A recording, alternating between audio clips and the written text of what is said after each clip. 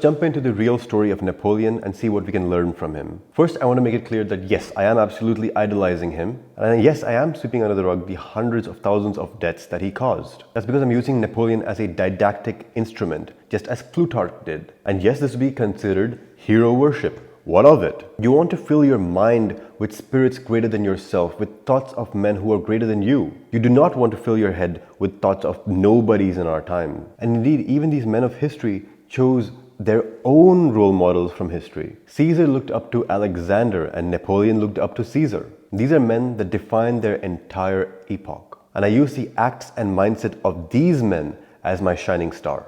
When Caesar was outnumbered in Gaul, when he was surrounded on all sides, did he give up or did he rise to the occasion, creating new battlefield tactics in order to make the best of the situation? Caesar used his mind, his tactical brilliance, and of course the blessings of the goddess Fortuna to bring victory to his people. When Napoleon was facing two entire armies at the same time in Austerlitz, instead of seeing this as a potential disaster, he saw it as an opportunity. He used his understanding of the environment and the terrain to bring death to his foes. It's not the big flashy victories either.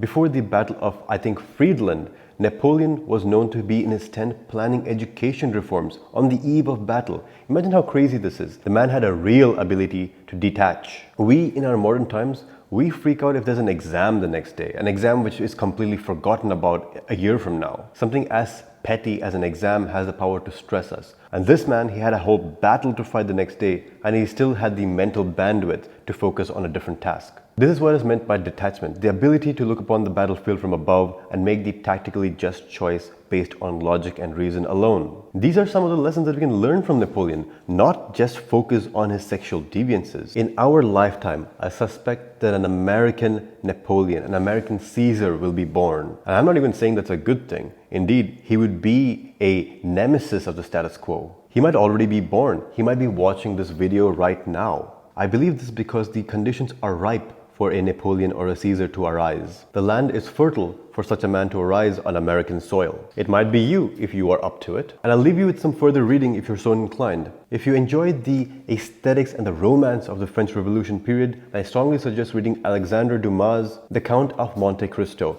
This is a brilliant book and the complexity of the plot is insane. This is the story of a young lad named Edmond Dantes, and he's just a young, wholesome young man who wants to live his life, create his business, have a wife, and go about his day. But he is betrayed by his closest friends and allies, and he's thrown into prison for trumped up charges for 20 years.